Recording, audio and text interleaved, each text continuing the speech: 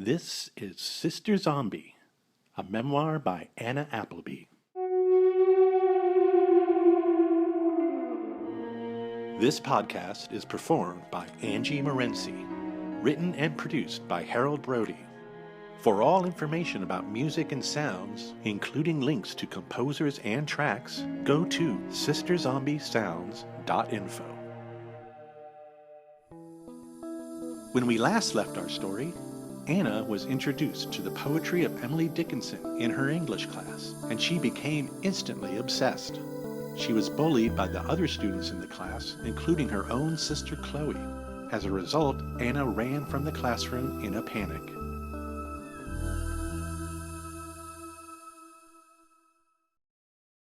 Chapter 10. The Blessed Aftermath.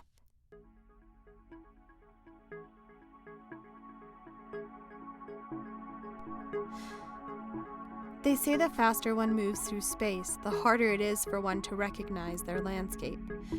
This is why I ran from the room, to distort everything around me, all sights, all sounds.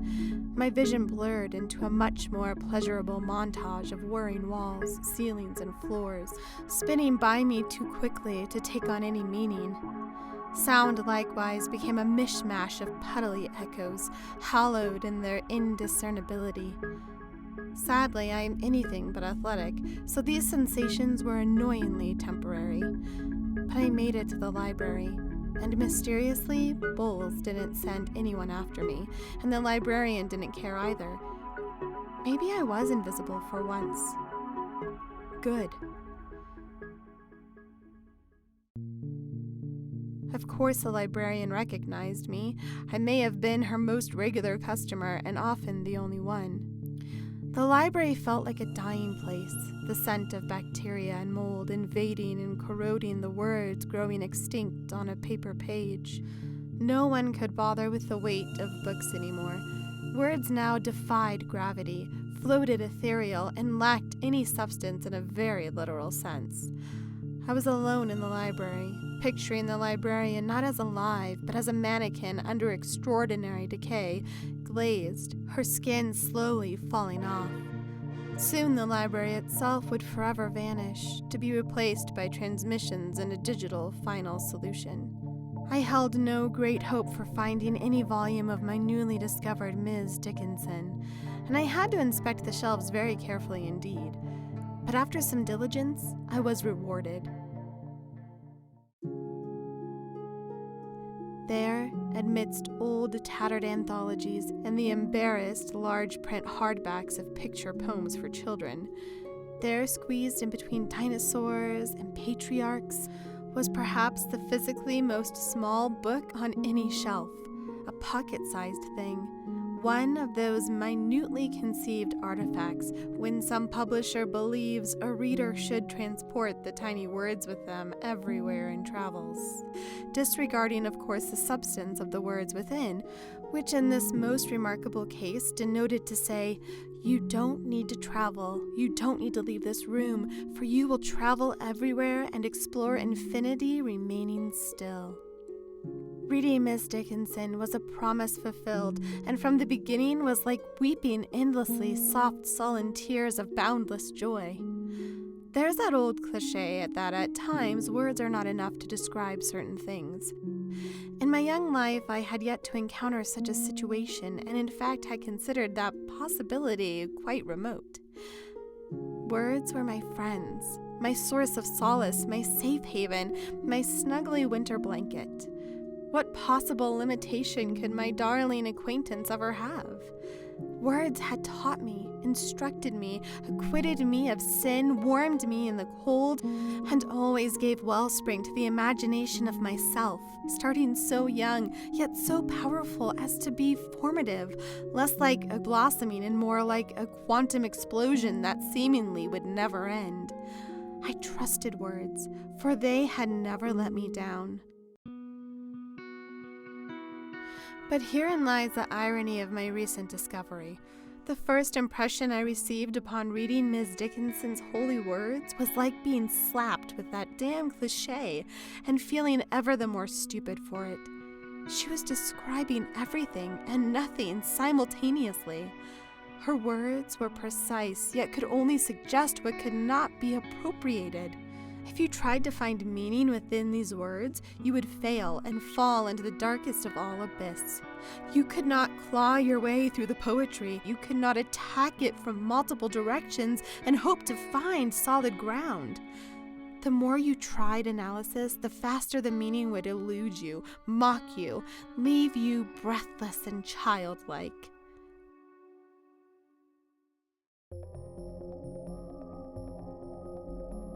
So let's discuss the triteness of the phrase, hard to describe, and how I, unafraid of any challenge, not really, will try to describe it. Of course, there are other means of communication besides words. If you can't write it, you could paint it, sculpt it, dance it, performance art it, sing it, or play it on a musical instrument. You could do this, stand back and say, "So there, I have expressed this thing that I could not write." But I don't connect with that. I don't see how you can say that some creative expression spoke a truth while the words failed and fell mute. There's scant analogy between what words and art reveal to us, for to make such analogies devalues both. We live in a world where one must describe, analyze, compartmentalize, assign, categorize, simplify, and generalize, all in the goal of making known, of grasping, of conquering the unknowable, asserting our human dominance, our individual superiority, our victory over nature, our little wins over our own mortality. When in fact all we're really doing is revealing our own fears, which go unsoothed by cowardice. Courage is all about the letting go and embracing the infinite variety, that everything and nothing and everyone and no one is the same. Any endeavor in reduction is an exercise in utter folly. It breeds slaves to the temporal, marching minions dependent on false philosophy to comfort from imaginary monsters. True freedom as this construct seems impossibly fleeting. It's all a trick, all black and dusty human invented magics. No one is a prophet, but some can share their own internal light. These blessed sharers usually only have one simple message as their gift to us, a gift they so often have no idea they are giving. They say to anyone who bothers to hear, "Listen.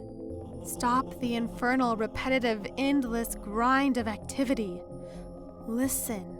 Stop explaining, shouting from rooftops, racing to the finish line. Stop solving puzzles, proclaiming, stipulating, refining, sorting, filing, juxtapositioning, questioning, answering. For those things have nothing to do with listening. Breathe. Start with a breath. Stop the interior panic that starts and rules our days. Do nothing. This is vital. Yet understand you are not passive. You are anything but inactive. You are a listener. You were born into it. It comes naturally, but you have forgotten. Let yourself be reminded.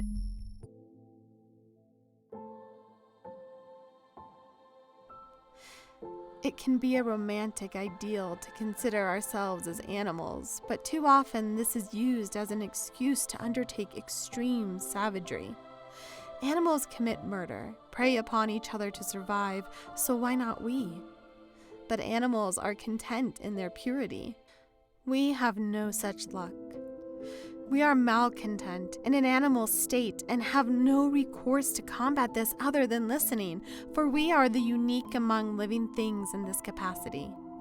Yes, I have seen dogs who appear to listen to the wind, and surely dolphins and whales exchange songs under the seas, and perhaps this approaches my topic, but it is born from instinct, always to survive in pursuit of food or protection. Only the human can be truly idle enough to surrender to the world, to allow the gravity of all things living not to bear upon what may be described, however inaccurately, as one's soul, a neat little shorthand for listening device.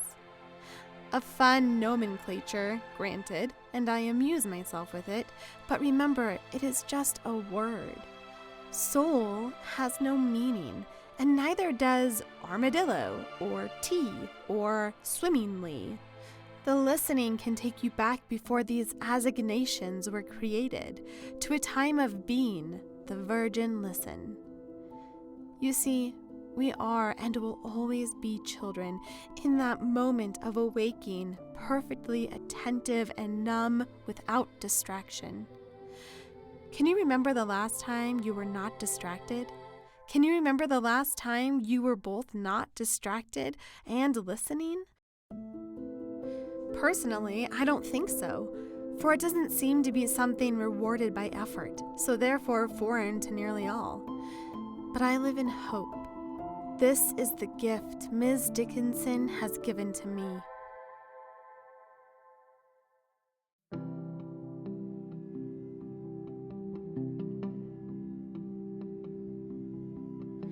There's a certain pleasure I would think universal when subjecting yourself to the force of a life paradigm shift.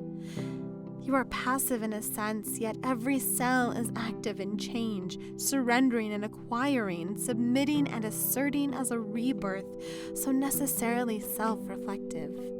Sometimes the ego is inevitable. It's then you are confronted with the past, for its very indelibility insists you pay attention, and there's conflict afoot.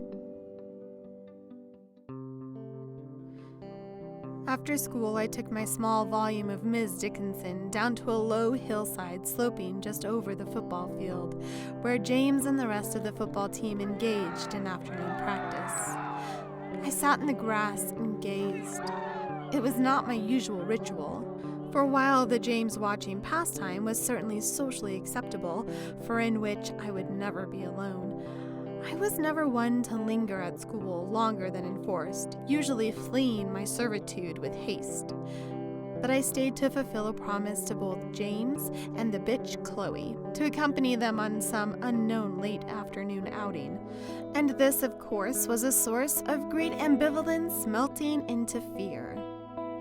It was indeed an event of the same coercive properties as school. I could never get out of it. James had been so gracious, expanding his gentle, inviting realm over me like a fragrant warmth. Extreme terror accompanied this with all its predictability. I had to accept his generosity in kind. However remote the possibility, I had to maintain some semblance of decency. I comforted myself with the thought that my presence alone was enough, that I could release with no effort all my stumblings and mumblings and murmurings and stammers, and maybe I could just muster a giggle no matter how fake, something to sell my quirkiness. For idiosyncrasy was my optimistic refuge, my only claim to a perceived identity, though meaningless to me. Look, I hope by now you can admit I'm not stupid. I know James is going out with Chloe, whatever that means, and Chloe is my self-other identical twin. Peel off all Chloe's cosmetics, unpoof her hair, and strip the future melanoma from her hide, and you might get a creature approximating me in appearance, for that's the way the nature worked anyway. It wasn't a giant leap, then, to say that James might be attracted to me physically, since he was attracted to the bitch Chloe as well, so maybe he saw in me a somewhat more unadulterated canvas upon which to paint his fantasies, sexual or otherwise. Lord knows he could talk to me in a way he couldn't with Chloe, for I would listen to him and adore him and encourage him in a way foreign to her. With Chloe, it was all kissy-kissy power plays, status and ego in raising up to gargantuan proportions. She wanted her and James to be the unconquerable golems of the school, and for everyone to cower under their spell. She was his destructive minx, and James succumbed, because for all his worth, he was still a hormone-riddled teenage boy. As I glanced at him on the football field, I held such pity for him. Football was his escape, his mandatory release, engaging boys overridden by the call of muscles to spend their fury in harmless gamesmanship.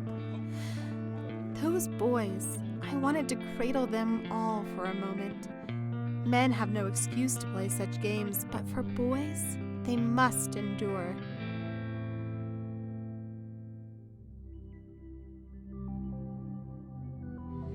My book called back at me.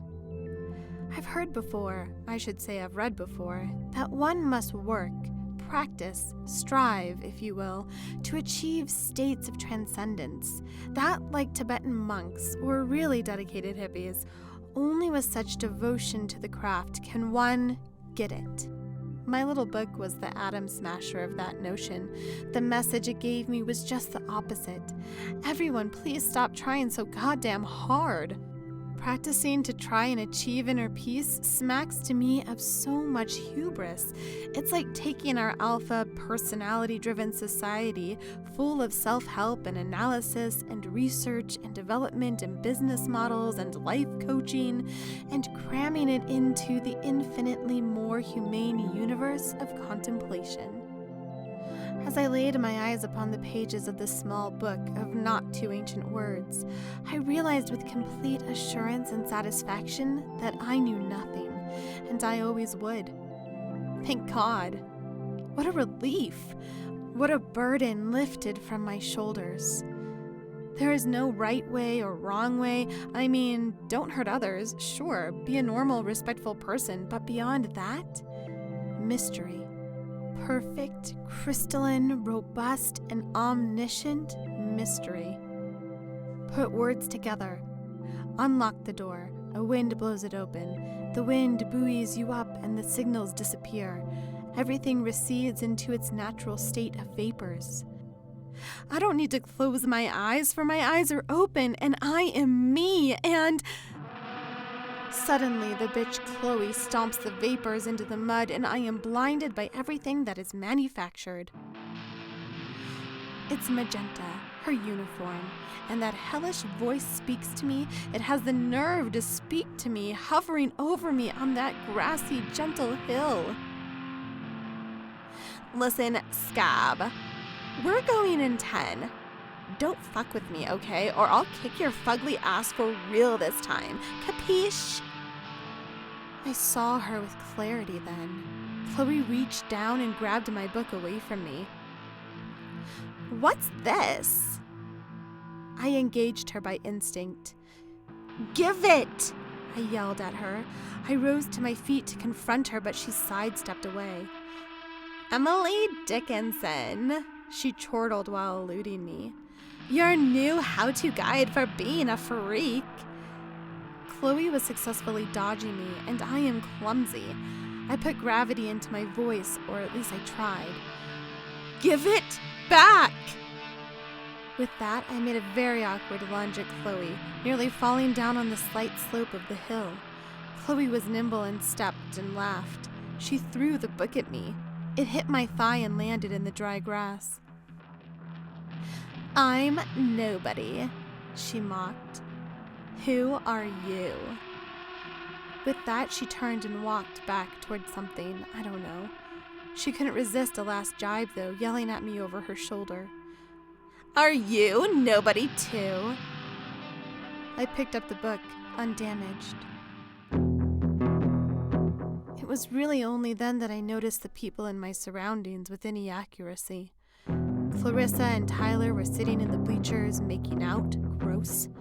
The football team was doing a final lap around the field. James was number 6. Coach Holden was barking as usual.